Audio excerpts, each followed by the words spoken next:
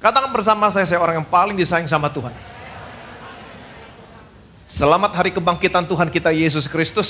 Buat saudara yang hadir di tempat ini dan buat semua jemaat Bethesda dimanapun saudara ikut ibadah secara online. Hari ini kita merayakan hari kebangkitan Juru Selamat dan Tuhan kita Yesus Kristus. 2000 tahun lebih yang lalu Yesus sudah bangkit dari kematian, mengalahkan maut buat saudara, buat saya.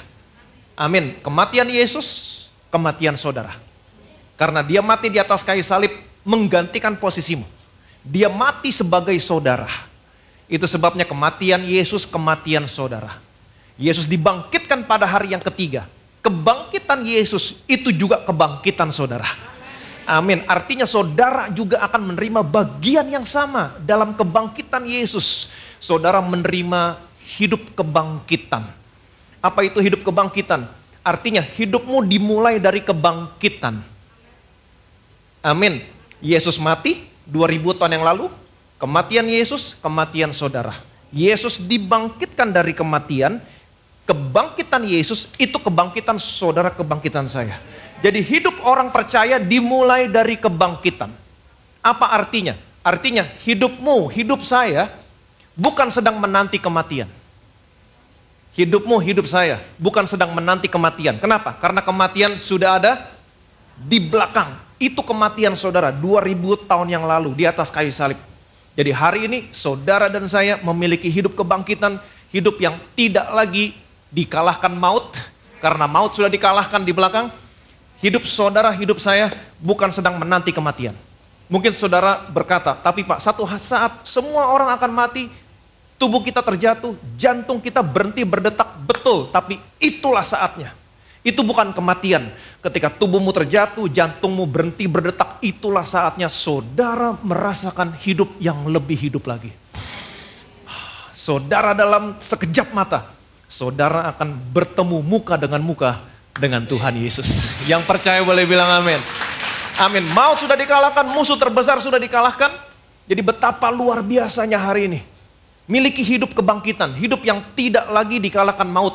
Ingat, maut adalah musuh yang terbesar. Jadi kalau saudara hidup dalam hidup kebangkitan, berjalan dalam hidup kebangkitan, maka kalau musuh yang terbesar sudah dikalahkan, apalagi musuh yang kecil-kecil. Amin, apalagi musuh yang kecil-kecil. Semuanya sudah dikalahkan. Jadi hari ini, betapa hari ini adalah hari yang luar biasa. Itu sebabnya saya mau mengajak saudara untuk sama-sama belajar bagaimana caranya. Jangan hanya berkata, Yesus bangkit, Yesus bangkit, Yesus bangkit. Tapi saudara tidak berjalan dalam hidup kebangkitannya. Masih menjadi orang Kristen yang dikalahkan. Tapi hari ini kita mau sama-sama belajar bagaimana caranya saudara berjalan dalam hidup kebangkitan. Hidup yang penuh dengan kemenangan, yang tidak lagi dikalahkan. Musuh yang terbesar tidak bisa mengalahkan saudara, apalagi musuh yang kecil-kecil. Saudara siap diberkati? Amin. 1 Korintus 15 ayat 3 sampai dengan 5. Sebab yang sangat penting telah kusampaikan kepadamu, yaitu apa yang telah kuterima sendiri, ialah bahwa Kristus telah mati karena dosa-dosa kita sesuai dengan kitab suci. Bahwa ia telah dikuburkan dan bahwa ia telah dibangkitkan pada hari yang ketiga sesuai dengan kitab suci. Bahwa ia telah menampakkan diri kepada Kefas dan kemudian kepada ke-12 muridnya. Sebab yang sangat penting telah kusampaikan kepadamu. Apa itu? Kematian dan kebangkitan Yesus. Itu sangat penting buat saudara, buat saya sebagai orang yang percaya. Yaitu apa yang telah kuterima sendiri, ialah bahwa Kristus telah mati karena dosa-dosa kita. Ingat, dia mati untuk dosamu. Amin. Sesuai dengan kitab suci, bahwa ia telah dikuburkan dan bahwa ia telah dibangkitkan pada hari yang ketiga sesuai dengan kitab suci. Bahwa ia telah menampakkan diri kepada Kefas. Siapa Kefas? Petrus. Dan kemudian kepada ke-12 muridnya. Menampakkan diri kepada Kefas dan kemudian menampakkan diri kepada ke-12 muridnya. Jadi kalau saudara perhatikan baik-baik, di sini Paulus menyebutkan saksi-saksi yang berhubungan dengan kebangkitan Yesus. Ada dua hal yang penting di sini, kematian Yesus dan kebangkitan Yesus. Di sini Paulus menyebutkan saksi-saksi yang berhubungan dengan kebangkitan Yesus. Pertanyaan saya, kenapa Paulus tidak menyebutkan saksi-saksi yang berhubungan dengan kematian Yesus? Padahal dua-duanya penting. Dia hanya menyebutkan saksi-saksi yang berhubungan dengan kebangkitan Yesus. Kenapa? Kenapa dia tidak menyebutkan saksi-saksi yang berhubungan dengan kematian Yesus? Karena sudah banyak yang mengetahui dan melihat kematian Yesus di atas kayu salib. Betul? Kita sudah melihat beberapa hari yang lalu, hari Jumat Agung, ada banyak orang yang terlibat dan melihat, mengetahui sampai Yesus mati di atas kayu salib. Serdadu-serdadu Romawi, bukan 1-2 serdadu, tapi mereka dipanggil ke gedung pengadilan. Seluruh pasukan, mungkin 600, 700, 1000, 2000, mereka melihat, mereka menyaksikan, bahkan beberapa mereka terlibat dalam penganiayaan, penyiksaan Yesus sebelum Yesus mati di atas kayu salib. Semua orang Yahudi yang ada di Yerusalem, tua-tua bangsa Yahudi, ahli Taurat, orang-orang Farisi, mereka menyaksikan, mereka punya andil sampai Yesus dijatuhi hukuman mati. Semua melihat, semua mengetahui. Itu sebabnya Paulus tidak perlu menyebutkan saksi-saksi yang berhubungan dengan kematian Yesus.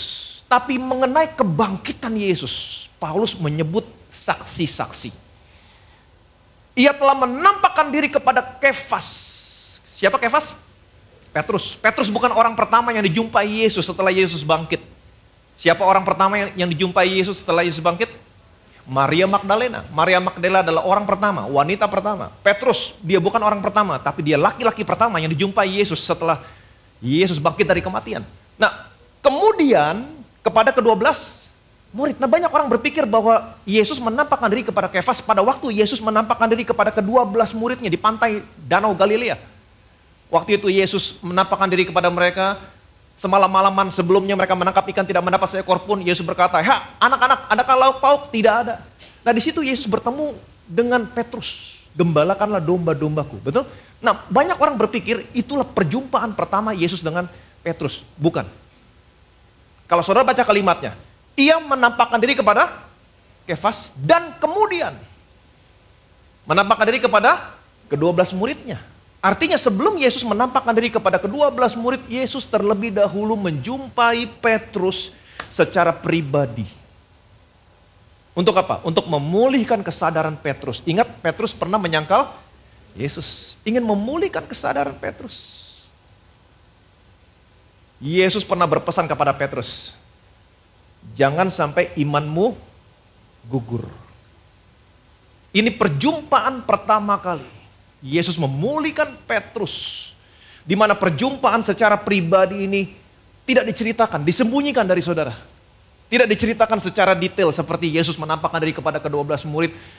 Yesus berdiri di pantai, mereka menangkap ikan semalam-malaman, tidak mendapat seekor pun, dan Yesus bertanya, anak-anak adakah lauk pauk? Tidak ada, lemparkan jalamu ke sebelah kanan. Kemudian mereka merapat ke pantai dan mereka melihat Yesus sudah menyiapkan sarapan buat mereka. Begitu detail diceritakan, dan itulah saatnya Yesus menjumpai Petrus untuk yang kedua kalinya. Untuk apa? Memulihkan pelayanan Petrus. Gembalakanlah domba-dombaku. Ayat berikutnya, perhatikan baik-baik. Sesudah itu ia menampakkan diri kepada lebih dari 500 saudara sekaligus. Kebanyakan dari mereka masih hidup sampai sekarang. Tetapi beberapa di antaranya telah meninggal. Selanjutnya ia menampakkan diri kepada Yakobus, kemudian kepada semua rasul. Dan yang paling akhir dari semuanya ia menampakkan diri juga kepadaku, sama seperti kepada anak yang lahir sebelum waktunya. Sesudah itu ia menampakkan diri kepada lebih dari 500 saudara sekaligus. Di sini ada 550 kursi. Yesus menampakkan diri kepada 550 sekaligus. Ini penting, ini penting. Kenapa saya katakan penting? Kenapa penting? Karena sebelumnya Yesus menampakkan diri menjumpai individu demi individu. Betul? Maria Magdalena seorang diri, Petrus seorang diri, kemudian murid-muridnya 12 murid. Nah, setelah itu Yesus menampakkan diri kepada 500 orang sekaligus. Ini penting. Kenapa? Kalau Yesus hanya menampakkan diri setelah dia bangkit hanya kepada individu-individu, kalau individu ini bersaksi, maka kemungkinan orang-orang akan berkata, mereka halusinasi. Mereka mau mengatakan, no, Yesus nggak bangkit. Mereka halusinasi. Kalau Yesus hanya menampakkan diri kepada ke-12 murid secara eksklusif, orang juga bisa berkata, enggak, mereka murid-muridnya, mereka bohong.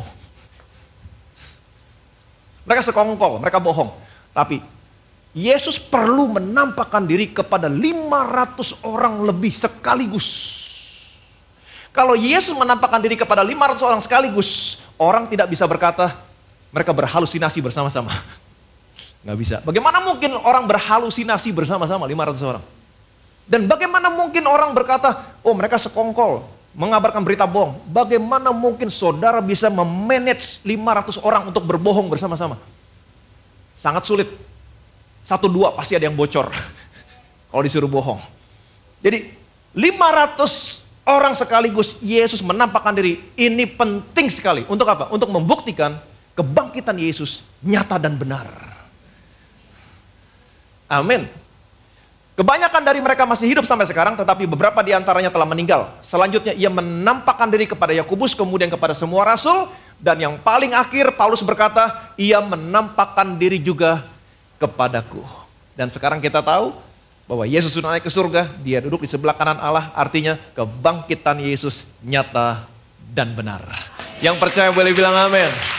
Bilang sama kiri kanan saudara, kebangkitan Yesus nyata dan benar. Amin, kebangkitan Yesusnya nyata dan benar. Amin. 1 Korintus 15 ayat 15 sampai 17. Dan jika Kristus tidak dibangkitkan, maka sia-sialah kepercayaan kamu dan kamu masih hidup dalam dosamu. Demikianlah binasa juga orang-orang yang mati dalam Kristus. Jikalau kita hanya dalam hidup ini saja menaruh pengharapan pada Kristus, maka kita adalah orang-orang yang paling malang dari segala manusia. Jika Kristus tidak dibangkitkan, kalau sampai Yesus nggak dibangkitkan, maka iman saudara sia-sia.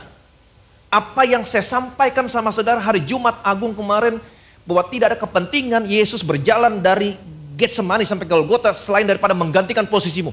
Itu kabar baik buat saudara. Tapi kalau sampai Yesus nggak bangkit, imanmu sia-sia.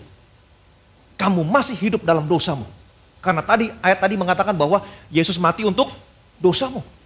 Kalau sampai dia nggak bangkit, imanmu sia-sia dan kamu masih hidup dalam dosamu dan binasalah semua orang yang mati dalam Kristus. Dan Alkitab berkata, saudara adalah orang yang paling malang di dunia ini.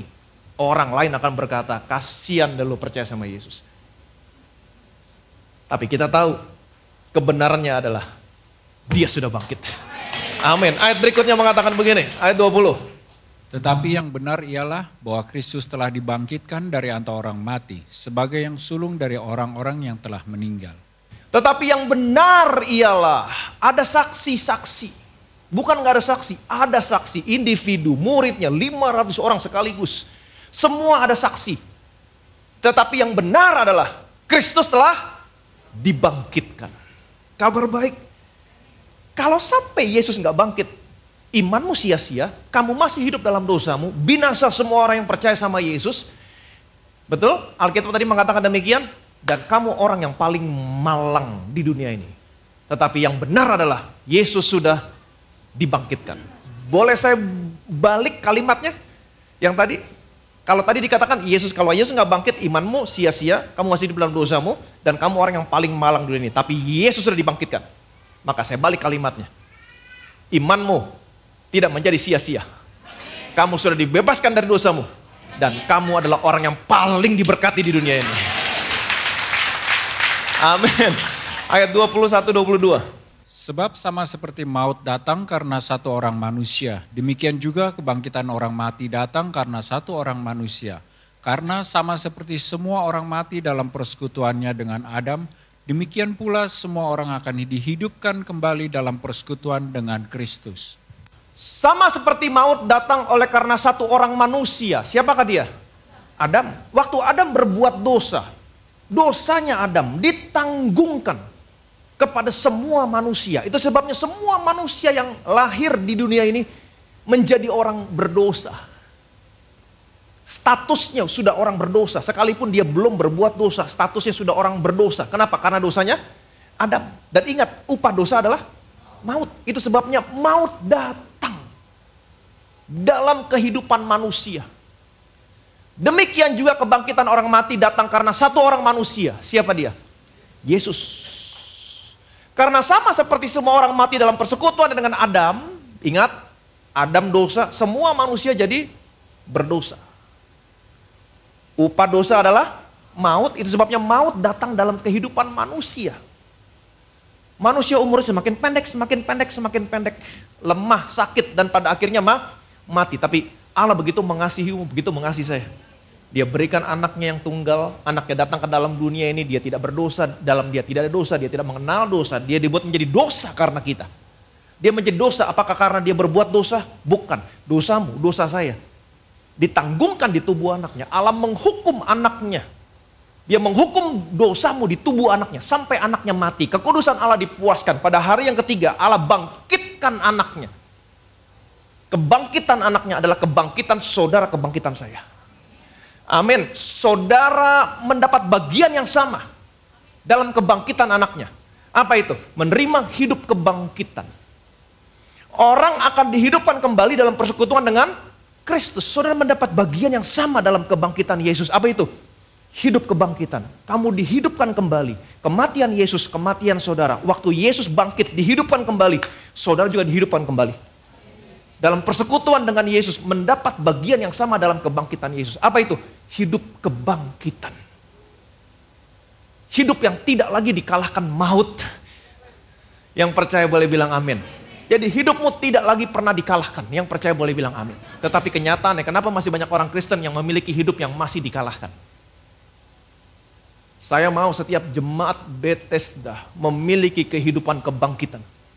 Hidup yang tidak lagi dikalahkan. Ingat, musuh yang terbesar maut sudah dikalahkan.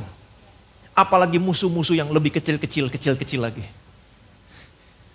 Amin. Jadi hari ini kita akan sama-sama belajar bagaimana caranya kamu memiliki kehidupan yang berasal dari persekutuan dengan Kristus. Karena kamu percaya sama Yesus, kamu mendapat bagian yang sama dalam kebangkitan Yesus. Apa itu? Hidup kebangkitan. Kamu dihidupkan kembali, artinya sebelumnya saudara mati. Dihidupkan kembali, artinya apa? Kematian ada di belakang. Musuh yang terbesar ada di belakang. Jadi sekarang saudara memiliki kehidupan yang tidak akan pernah lagi dikalahkan oleh, bahkan musuh yang terbesar sudah dikalahkan. Bagaimana caranya kita berjalan dalam hidup kebangkitan? Hidup yang tidak pernah dikalahkan. Sudah siap menerima hidup kebangkitan? Perhatikan baik-baik. Roma pasal 4 ayat 25. Yaitu Yesus yang telah diserahkan karena pelanggaran kita dan dibangkitkan karena pembenaran kita. Yaitu Yesus yang telah diserahkan karena pelanggaran kita dan dibangkitkan karena pembenaran kita. Dari ayat ini saudara akan mengetahui apa tujuannya Allah membangkitkan Yesus. Betul? Allah membangkitkan Yesus bukan untuk memperlihatkan kuasanya, bukan. Ada tujuannya. Yesus diserahkan karena pelanggaran kita. Dia dibangkitkan karena pembenaran kita. Dari ayat ini sekali lagi saudara tahu tujuannya kenapa Yesus dibangkitkan. Sebagai pembenaran saudara, pembenaran saya. Kalau saudara tahu apa tujuannya Allah membangkitkan Yesus, saya percaya saudara akan menjadi orang Kristen yang lebih kuat.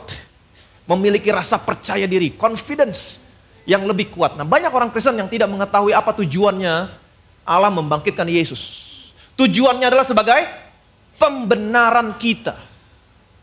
Dalam bahasa Yunaninya, pembenaran di sini terjemahannya adalah dikaiosis. Apa itu dikaiosis? The act of God declaring man free from guilt and acceptable to Him. Suatu tindakan dari Allah. Waktu Allah membangkitkan Yesus, kemudian apa yang Allah lakukan? Allah mendeklarasikan saudara. Kamu sudah dibebaskan dari kesalahan dan aku terima kamu di hadapanku sebagai orang yang benar. Amin. Itu tujuannya Allah membangkitkan Yesus. The act of God declaring man free from guilt and acceptable to Him. Jadi pembenaran artinya Allah mendeklarasikan saudara. Saudara sudah dibebaskan dari kesalahan dan saudara diterima di hadapannya sebagai orang yang dibenarkan. Siapa yang mendeklarasikan? Allah, otoritas yang tertinggi. Jangan main-main.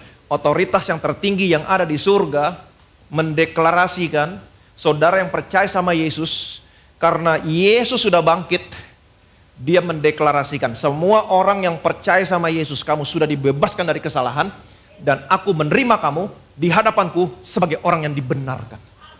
Saudara harus percaya. Saudara harus mengakui apa yang Allah sudah deklarasikan tentang saudara. Kalau Allah sudah mendeklarasikan kamu sudah dibebaskan dari kesalahan dan sudah diterima di hadapannya sebagai orang yang benar, saudara juga harus mengakuinya. Jadi ini keberadaan saudara, keberadaan saya sebagai orang percaya sesudah Yesus mati, sesudah Yesus bangkit. Sesudah dia mati, sesudah dia bangkit, Tuhan mendeklarasikan saudara, kamu sudah dibebaskan dari kesalahan dan aku menerima kamu di hadapanku sebagai orang yang dibenarkan. Saudara harus setuju. Harus sepakat. Baru saudara bisa berjalan dalam hidup kebangkitan. Karena inilah tujuannya Allah membangkitkan anaknya. Menyatakan kamu bebas dari kesalahan dan aku terima kamu sebagai orang yang dibenarkan. Baru saudara, kalau saudara setuju, sepakat, baru saudara berjalan dalam hidup kebangkitan. Kalau saudara masih berkata, saya orang berdosa, saudara tidak berjalan dalam hidup kebangkitan. Hati-hati. Hati-hati. Ini sangat simpel. Tapi banyak orang Kristen yang tidak tahu. Amos berkata, bagaimana mungkin dua orang dapat berjalan bersama-sama jikalau mereka belum sepakat? Sekali lagi saya ulangi, Amos berkata, bagaimana mungkin orang berjalan bersama-sama, dua orang berjalan bersama-sama kalau mereka tidak sepakat? Tuhan mendeklarasikan semua orang yang percaya sama Yesus, kamu sudah dibebaskan dari kesalahan dan kamu diterima di hadapannya sebagai orang yang benar. Kalau saudara mau inline dengan Tuhan, berjalan dalam hidup kebangkitan, kamu harus sepakat. Nggak ada pilihan. Kalau kamu nggak sepakat, kamu tidak hidup di dalam hidup kebangkitan. Jadi inilah keberadaan saudara dan saya di dalam Tuhan Yesus. Kamu sudah bebas dari kesalahan. Dan kamu sudah diterima di hadapannya sebagai orang yang dibenarkan. Bukan karena apa yang kamu lakukan. Tapi karena apa yang anaknya lakukan. Ini kebenaran. Ini kebenaran. Amin. Mungkin saudara bertanya, bagaimana mungkin Pak, saya disebut orang yang benar, sudah bebas dari kesalahan, disebut orang yang benar, kalau saya masih suka berbuat salah? Nah, itu kenyataan. Kenyataan saudara bisa berubah-ubah, tapi kebenaran tidak bisa berubah. Kebenaran lebih tinggi daripada kenyataan. Kalau saudara hidup dalam kebenaran, berjalan dalam kebenaran, saya percaya kebenaran akan merubah kenyataan. Saudara mau pilih yang mana? Hidup dalam kebenaran, kebenaran yang saudara miliki akan mengubah kenyataan. Jadi ini keberadaan saudara. Kamu sudah dibebaskan dari kesalahan dan dinyatakan sebagai orang yang benar. Kalau kamu masih suka berbuat salah, itu bukan kebenaran, itu kenyataan. Jadi jangan pernah menghakimi keberadaanmu di dalam Kristus dengan perbuatanmu. Waktu saudara berbuat salah, aduh saya orang berdosa, Tuhan saya orang berdosa, saya nggak layak Tuhan. No. Sebaliknya, hakimi perbuatanmu dengan kebenaranmu, dengan keberadaanmu. Waktu saudara ngomongin orang, lagi asik gosipin orang, dia begini, saya orang benar, nggak seharusnya saya begini. Saudara akan stop. Saya orang benar. Oke, stop. Kebenaran akan mengubahkan kenyataan. Amin. Kalau saudara berbuat yang nggak seharusnya saya begini loh. Saya orang benar. Betul? Kebenaran akan mengubahkan kenyataan. Jadi jangan pernah menghakimi keberadaanmu dalam Tuhan dengan perbuatanmu. Kebenaranmu tetap tinggal selama-lamanya. Kenyataan memang suka berubah-ubah. Tapi saya percaya kalau saudara hidup dalam kebenaran, kebenaran akan mengubahkan kenyataan. Jadi terus deklarasikan. Jadi bagaimana caranya hidup dalam hidup kebangkitan? Bagaimana caranya hidup dalam hidup kebangkitan? Saudara harus setuju. Saudara harus mendeklarasikan apa yang Tuhan deklarasikan tentang saudara. Kalau Tuhan sudah mendeklarasikan saudara, kamu sudah bebas dari kesalahan dan aku terima kamu sebagai orang yang benar, deklarasikan. Hidup dalam kebenaran. Jadi hidup dalam kebangkitan Tuhan adalah mendeklarasikan setiap hari, saya orang yang sudah dibebaskan dari kesalahan dan aku sudah diterima di hadapannya sebagai orang yang benar. Terus deklarasikan ini. Saudara tahu apa yang terjadi kalau saudara terus mendeklarasikan ini? Apa yang terjadi? Roma pasal 5. Sebab jika oleh dosa satu orang maut telah berkuasa oleh satu orang itu, maka lebih benar lagi mereka yang telah menerima kelimpahan kasih karunia dan anugerah kebenaran akan hidup dan berkuasa oleh karena satu orang itu, yaitu Yesus Kristus.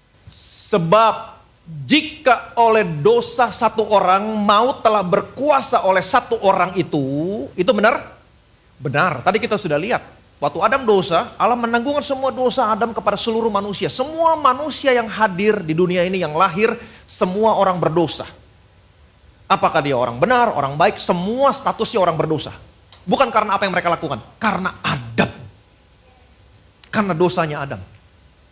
Dan ingat, upah dosa adalah maut. Ini sebabnya maut bisa datang dalam kehidupan manusia. Umurnya semakin pendek, manusia lemah, manusia sakit, sehingga akhirnya manusia mati. Sebab jika oleh dosa satu orang maut telah berkuasa oleh satu orang itu, ini benar, ini kenyataan. Maka lebih benar lagi, kalau yang pertama benar, ini lebih benar lagi. Saudara harus lebih percaya lagi sama ini. Mereka, siapa mereka di sini? Belum tentu. Saya berharap semuanya termasuk mereka di sini. Mereka, siapa mereka di sini? Yang menerima. Apakah saudara sudah menerima?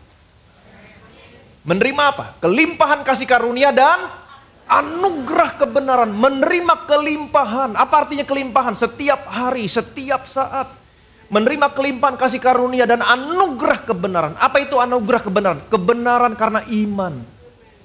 Bukan karena apa yang kamu lakukan, tapi karena apa yang Yesus lakukan, kamu dibenarkan. Kamu menerima kebenaran yang bukan kamu usahakan, tapi ada orang lain yang mengusahakan, kamu hanya menerima. Ini namanya anugerah kebenaran. Menerima kelimpahan kasih karunia. Bagaimana caranya menerima kelimpahan anugerah kebenaran? Dengan mendeklarasikan setiap hari, kalau perlu setiap saat, saya orang yang dibenarkan Allah karena iman dalam Kristus Yesus. Apa yang terjadi sama orang ini? Akan hidup dan berkuasa, akan hidup dan berkuasa, reign in life. Berkuasa. Waktu saudara terus menerus mendeklarasikan, saya orang yang sudah dibebaskan dari kesalahan, saya orang yang dibenarkan karena iman dalam Kristus Yesus. Apa yang terjadi? Saudara berkuasa. Berkuasa atas dosa, berkuasa atas kebiasaan buruk. Kebenaran akan mengubahkan kenyataan. Yang percaya boleh bilang amin. Amin. Terus mendeklarasikan, saya orang yang dibenarkan Allah karena iman. Dengan demikian saudara inline, sejalan, berjalan dalam hidup kebangkitan. Kenapa? Karena untuk inilah Yesus dibangkitkan, untuk membuat kamu menjadi orang yang benar. Amin. Ada yang bertanya lagi, Pak, apakah kebenaran saya tetap untuk selama-lamanya? Saya tidak pernah kehilangan kebenaran saya. Saya mau kasih tahu sama saudara, perhatikan baik-baik, kebenaran saudara tidak akan pernah hilang. Karena ini anugerah. Apa artinya anugerah? Diberikan bukan karena apa yang kamu lakukan. Nggak ada hubungannya sama perbuatanmu. Ini semua berhubungan dengan apa yang Yesus lakukan. Saudara hanya menerima. Ini yang namanya anugerah. Amin. Ayat berikutnya, 19. Di sini lebih jelas lagi. Jadi sama seperti oleh ketidaktaatan satu orang, semua orang yang telah menjadi orang berdosa. Demikian pula ketaatan satu orang, semua orang menjadi orang benar. Jadi sama seperti oleh ketidaktaatan satu orang, semua orang telah menjadi orang berdosa. Satu orang tidak taat, semua orang menjadi orang. Siapa yang dimaksud dengan satu orang yang tidak taat sini? Adam. Adam tidak taat sama Allah, jangan makan buahnya, dia makan buahnya. Semua orang, seperti yang tersilakan, semua orang yang lahir di dunia ini menjadi orang yang berdosa. Apakah karena mereka berbuat dosa? Bukan, karena dosanya Adam. Karena ketidaktaatan Adam. Saudara bisa bayangin, apa yang Adam lakukan begitu powerful. Semua orang menjadi orang berdosa. Dan tidak ada satupun yang bisa manusia lakukan sebelum Yesus datang, sebelum apa yang Yesus lakukan. Tidak ada seorang pun bisa melakukan apapun untuk merubah statusnya dari orang berdosa menjadi orang benar. Gak ada. Tetap orang berdosa. Apa yang Adam lakukan begitu powerful. Tapi demikian pula oleh ketaatan satu orang. Siapa yang dimaksud dengan satu orang yang taat di sini? Yesus. Dia taat sama Bapaknya. Ketaatannya dimulai di Taman Getsemani. Kalau boleh cawan ini berlalu, biarlah berlalu. Tapi bukan kehendakku yang jadi, tapi kehendakmu yang jadi. Dia taat. Dia minum cawannya. Dia taat sampai dia mati di atas kayu salib. Pada hari yang ketiga, Bapaknya membangkitkan dia. Waktu Bapaknya membangkitkan dia, Allah berkata kepada setiap orang yang percaya sama anaknya, kamu sudah dibebaskan dari kesalahan. Dan aku menerima kamu di hadapanku sebagai orang yang benar. Karena ketaatan satu orang, semua orang menjadi orang benar. Bukan karena apa yang kamu lakukan. Karena apa yang Yesus lakukan. Enggak ada hubungannya sama perbuatan saudara. Semuanya anugerah. Amin. Jadi kebenaranmu tetap untuk selama-lamanya. Ini kebenaran, ini keberadaanmu. Mungkin saudara berkata, oh Pak nanti kalau orang Kristen tahu begitu nanti orang Kristen semakin seenak-enaknya berbuat dosa. No. Kalau saudara tetap berjalan dalam kebenaran ini, seperti yang tadi saya katakan, kamu akan berkuasa dalam hidup ini. Kebenaran akan mengubahkan kenyataan. Terus fokus dalam kebenaran. Kebenaran akan mengubahkan kenyataan. Keberadaanmu dalam Kristus akan mengubahkan perbuatanmu. Perbuatan yang baik akan muncul. Buah-buah yang baik akan muncul. Amin. Berikutnya, perhatikan baik-baik. Ini dasar sekali buat saudara. Ini penting sekali. Karena semua orang telah berbuat dosa dan telah kehilangan kemuliaan Allah. Dan oleh kasih karunia telah dibenarkan dengan cuma-cuma karena penebusan dalam Kristus Yesus. Karena semua orang telah berbuat dosa dan kehilangan kemuliaan Allah. Orang Kristen kebanyakan hanya fokus di ayat yang ke-23. Semua orang telah berdosa dan kehilangan kemuliaan Allah. Itu sebabnya waktu dia melihat orang bangkrut, nah kamu kehilangan kemuliaan Allah, kamu pasti dosa. Orang Kristen sakit, kamu kehilangan kemuliaan Allah, kamu pasti dosa. Orang Kristen hanya fokus di ayat yang pertama, tapi mereka tidak pernah tahu, tidak pernah baca ayat yang ke-24. Dan oleh kasih karunia telah dibenarkan dengan cuma-cuma karena penebusan dalam Kristus Yesus. Oleh kasih karunia telah dibenarkan dengan cuma-cuma. Apa artinya dibenarkan dengan cuma-cuma? Dibenarkan tanpa kondisi. Dibenarkan tanpa syarat. Kalau dibenarkan dengan kondisi, dengan syarat, artinya bukan cuma-cuma. Saudara dibenarkan dengan cuma-cuma.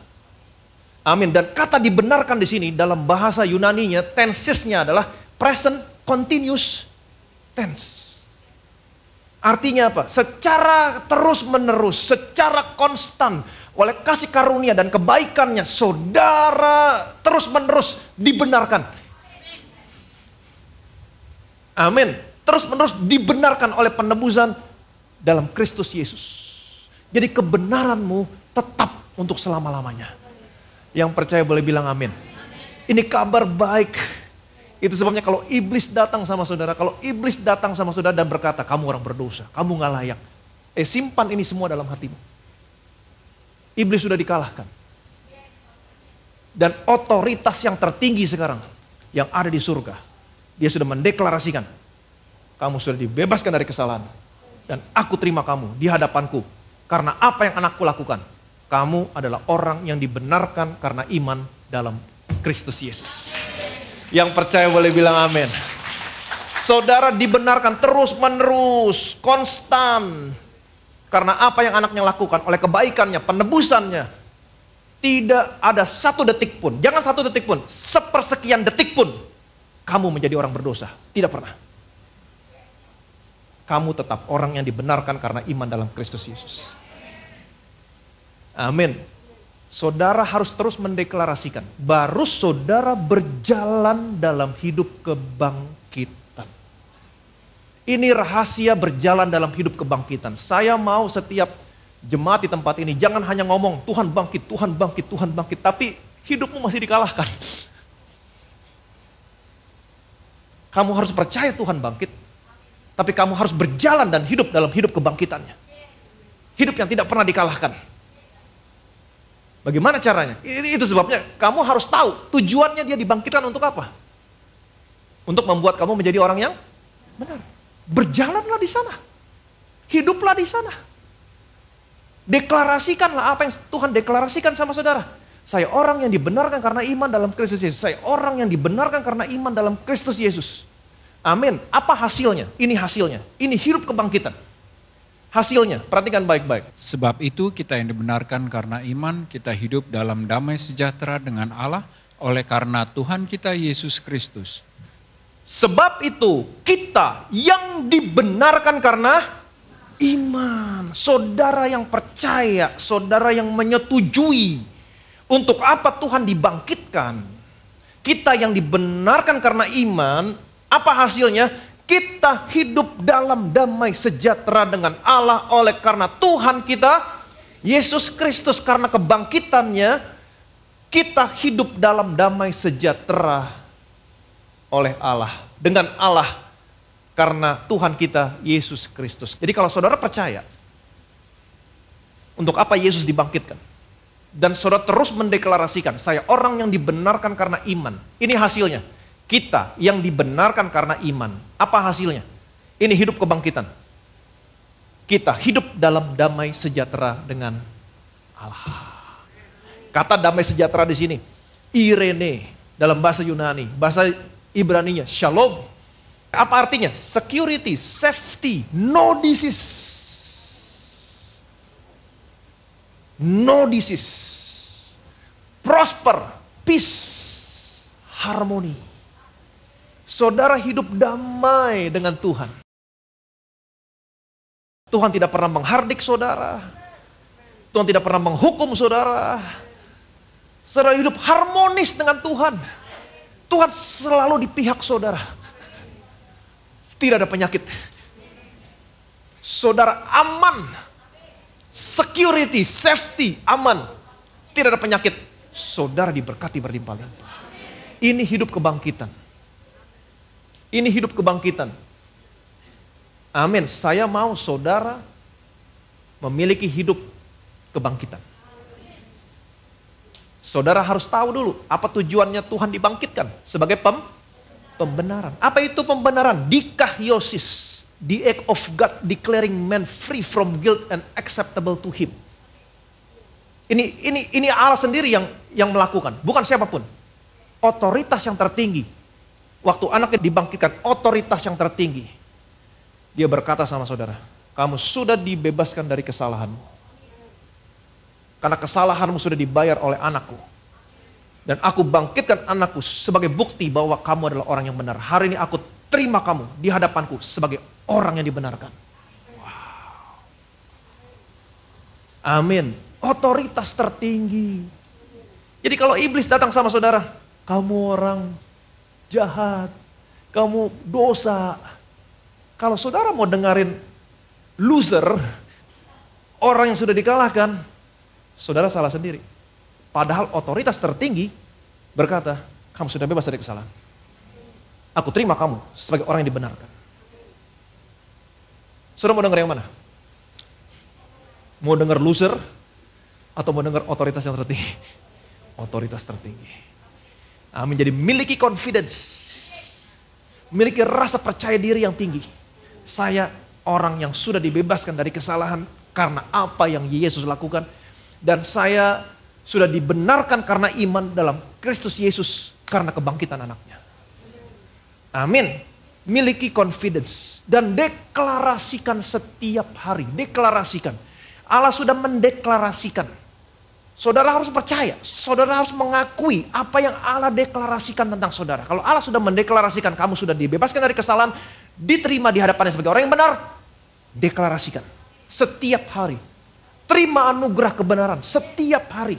Berlimpah-limpah. Setiap pagi bangun saya berdoa, saya selalu berkata, aku bersyukur Tuhan karena apa yang kau lakukan melalui anakmu. Aku sudah dibebaskan dari kesalahan dan aku diterima di hadapan sebagai orang yang benar. Aku adalah orang yang dibenarkan karena iman dalam Kristus Yesus. Kalimat ini begitu powerful. Waktu saudara mengucapkan aku adalah orang yang dibenarkan karena iman dalam Kristus Yesus, saudara berjalan dalam hidup kebangkitan. Inilah cara praktis berjalan dalam hidup kebangkitan. Amin. Ketika kamu percaya, saya orang yang dibenarkan karena iman dalam Kristus Yesus. Terus perkatakan, setelah itu harapkan sesuatu yang baik. Harapkan sesuatu yang baik. Kenapa? Karena Alkitab berkata, kita yang dibenarkan karena iman. Tuhan, saya orang yang dibenarkan karena iman. Apa yang terjadi? Kamu hidup dalam damai sejahtera dengan Allah. Kamu peace dengan Allah. Kamu harmonis dengan Tuhan. Amin. Kamu aman, kamu secure. Saudara bisa bayangkan dunia yang sudah jatuh. Tapi waktu saudara berkata, saya orang yang dibenarkan karena iman dalam Kristus Yesus. Secure. Ada security di sana. Amin. Ada safety di sana. Dan saya mau kasih tahu, saudara sehat. No disease. Dan saudara diberkati berlimpah-limpah. Yang percaya boleh bilang amin. Miliki hidup yang sama dengan hidup kebangkitan Tuhan. Kita jangan hanya merayakan Tuhan bangkit, Allah bangkit, tapi kamu tidak memiliki hidup kebangkitan. Amin. Miliki hidup yang sama yang Yesus miliki setelah dia bangkit. Hidup kebangkitan. Deklarasikan setiap hari, saya orang yang sudah dibebaskan dari kesalahan dan saya diterima di hadapannya sebagai orang yang dibenarkan. Amin. Ada satu kesaksian di sini.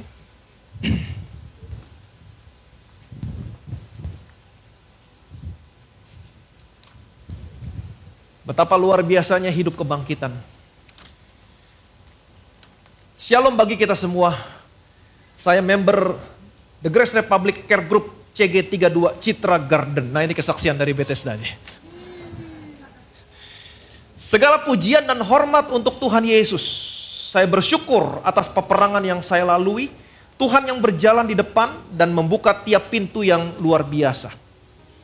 Selama perjalanan itu membuat saya terkagum akan kebaikan Tuhan dan mengubahkan hidup saya. Saudara bisa lihat. Orang yang mendengar Injil kasih karunia, hidupnya diubahkan. Kebenaran akan mengubahkan kenyataan. Saudara harus percaya ini. Dan selama perjalanan itu membuat saya terkagum akan kebaikan Tuhan dan mengubahkan hidup saya. Oktober 2019, saya divonis kanker nasofaring, kanker hidung, stadium 3. Saat mendengar hasil diagnosa, saya hanya blank, tidak tahu apa yang akan saya lakukan.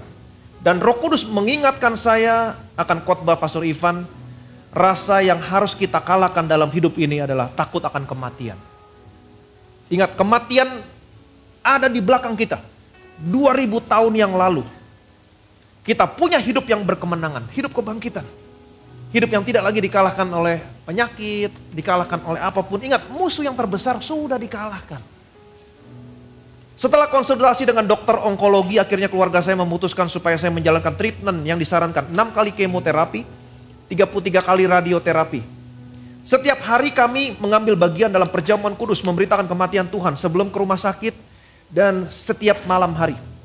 Kami percaya Tuhanlah yang berjalan di depan kami, menyembuhkan, menguatkan setiap kami. Selama menjalankan perawatan kami merasakan kasih Tuhan yang luar biasa. Di mana kami bertemu dengan orang-orang yang sangat baik. Dan ini merupakan perjalanan yang luar biasa saat kita melibatkan Tuhan dalam segala hal. Saya ingat setiap hari saya merasa lelah. Saya ingat setiap hari, setiap kali saya merasa lelah karena efek dari kemo, saya selalu baca ayat Yeremia 29 ayat 11, Yesaya 40:11. Dan setiap kali masuk ke ruang radioterapi, saya membayangkan Mazmur 23 ayat 1-6 yang membaringkan aku di padang yang berumput hijau. Hampir 2 bulan akhirnya treatment yang saya jalankan selesai. Puji Tuhan, hasilnya kanker sudah tidak ada lagi. Karena kasih karunia Tuhan, saya hanya mengalami sedikit efek samping. Setiap kali bertemu dengan dokter radioterapi dan pasien yang lain, mereka terheran-heran. Karena saya tidak mengalami efek samping yang umumnya orang lain alami. Tapi dokter tetap menyarankan untuk melakukan 3 kali kemo tambahan untuk seluruh badan supaya tidak ada penyebaran. Dan kami setuju untuk melakukannya. Karena prosesnya 2 minggu sekali. Ini di Penang prosesnya. Jadi kami bisa pulang ke Jakarta. Dan saya sudah bisa masuk kerja sambil menjalankan kemo tambahan. Saya mulai kerja bukan karena peraturan perusahaan.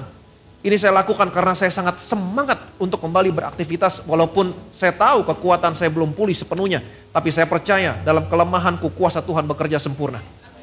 Sebelum melakukan treatment saya sudah mengajukan resign 2 kali ke perusahaan. Karena saya tidak tahu kondisi saya ke depan. Tapi Tuhan tahu rancangannya bagi kita. Ternyata resign saya ditolak. Saya hanya diminta fokus kepada kesembuhan saya. Dan pada Maret 2020 saya akan berangkat untuk melakukan kemo terakhir. Puji Tuhan sebelum berangkat ke Penang. Kami ragu karena COVID-19 sudah mulai menyebar ke negara lain. Kami berdoa dan akhirnya batalkan kunjungan kami. Dan beberapa hari kemudian Malaysia mengalami lockdown. Puji Tuhan kami tidak jadi berangkat pada akhirnya. Dan bulan Maret 2020 Indonesia juga sudah ada kasus COVID. Dan saya diizinkan untuk istirahat di rumah. Inilah kasih karunia Tuhan yang saya terima secara cuma-cuma tanpa perbuatan. Selama menjalankan perawatan dan istirahat total di rumah selama 8 bulan, saya tetap menerima gaji, bahkan kenaikan gaji. God is my supply. Saya bersyukur kepada Tuhan untuk keluarga yang selalu menguatkan, menghibur, tim Bethesda, dan teman-teman care group yang menyemangati saya. Sampai hari ini setiap kali saya mengingat hari-hari yang sudah saya lalui itu membuat saya kagum akan kebaikan Tuhan. Puji Tuhan, hasil check up saya sampai hari ini bagus. Puji Tuhan, janjinya bagi kita. Dialah Tuhan yang berjalan di depan kita, Dia yang menyertai kita, yang tidak membiarkan kita meninggalkan kita. Terima kasih, Tuhan sudah pakai Bethesda untuk memberitakan Injil kasih karunia Allah. Sehingga hari ini, kami yang mendengar, membuat kami percaya bahwa kami adalah orang yang benar di dalam Tuhan dan ini memerdekakan hidup kami. Satu yang dia percaya, saya orang yang benar di dalam Kristus. Dia berjalan dalam hidup kebangkitan dan dia melihat kemenangan. Amin. Jadi saya mau setiap jemaat Bethesda, saudara jangan hanya tahu Yesus bangkit, Yesus bangkit. Yesus bangkit, itu benar Yesus bangkit. Sudah ada saksi, 500 orang, berapapun sudah ada saksi. Jangan kita bersuka cita hanya Yesus bangkit. Miliki hidup kebangkitannya. Karena kematiannya kematian saudara, kebangkitannya kebangkitan saudara. Saudara menerima, saudara dihidupkan kembali dalam persekutuan dengan Kristus waktu dia dibangkitkan. Artinya apa? Saudara dan saya yang percaya sama Yesus seharusnya memiliki hidup kebangkitan. Apa itu hidup kebangkitan? Hidup yang tidak lagi dikalahkan oleh maut. Kenapa? Karena maut sudah ada di belakang. Ingat, maut adalah musuh yang terbesar. Kalau musuh yang terbesar tidak lagi bisa mengalahkan saudara, apalagi musuh yang kecil-kecil. Miliki hidup kebangkitan. Bagaimana caranya berjalan dalam hidup kebangkitan? Saudara harus tahu apa tujuannya Allah membangkitkan Yesus. Dia diserahkan karena pelanggaran saudara. Karena dosa-dosa saudara. Dia dibangkitkan. Dosamu sudah selesai waktu dia mati di atas kayu salib. Allah membangkitkan dia untuk membuat kamu menjadi orang yang benar. Saudara bisa bayangkan, ini tubuh Yesus, dia tidak berdosa. Di dalam dia tidak ada dosa. Dia tidak mengenal dosa. Dosamu ditanggungkan di tubuhnya Yesus. Dia menjadi dosa. Allah menghukum semua dosamu di tubuhnya. Yesus diserahkan karena pelanggaran kita. Allah menghukum semua dosamu di tubuh Yesus. Sampai dia mati. Dia dikuburkan. Pada hari yang ketiga, dia dibangkitkan tanpa dosamu lagi. Amin. Waktu dia bangkit, Allah mendeklarasikan saudara. Saudara menerima bagian yang sama dari kebangkitan Yesus. Allah mendeklarasikan. Kamu sudah dibebaskan dari kesalahanmu. Dan aku terima kamu sekarang di hadapanku sebagai orang yang dibenarkan. Pak, Bu, berjalanlah di atas deklarasi dari otoritas yang tertinggi di surga. Kamu gak perlu dengerin iblis, loser. Ngapain dengerin pecundang yang sudah dikalahkan? Apapun yang iblis mau katakan sama saudara, dengar yang paling tinggi. Berjalan di sana. Miliki hidup kebangkitan. Setiap hari deklarasikan. Terima kelimpahan. Terus terima kelimpahan setiap hari. Setiap pagi bangun. Satu hal. Tuhan berkata, carilah dahulu kerajaan Allah. Ingat kerajaan. Dan kebenarannya. Kebenaran dalam perjanjian baru adalah anugerah kebenaran. Jadi prioritasmu setiap hari. Bangun pagi. Kalau kamu mau sepanjang hari memiliki hidup kebangkitan. Hidup yang tidak dikalahkan. Prioritasmu pagi hari. Tuhan, aku bersyukur karena apa yang anakmu lakukan. Aku sudah dibebaskan dari kesalahan.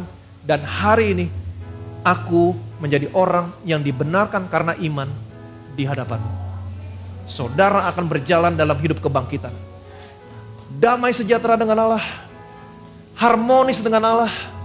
Allah di pihak saudara. Amin. Security, safety. 1.000 orang boleh rebah di sisimu, 10.000 boleh rebah di sebelah kananmu. Tidak ada penyakit, hidupmu sehat, no disease.